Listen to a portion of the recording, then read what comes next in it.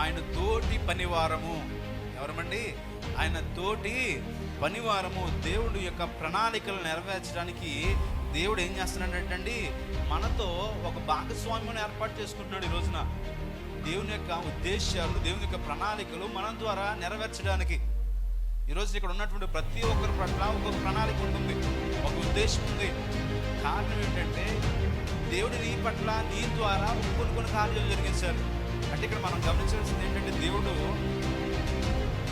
ఒక్కడే చేయలేడా అండి? దేవుడు ఒక్కడే చేయలేదా కార్యాలు? దేవుడు ఒక్కడే కదా భూమిని సృష్టించిన వాడు.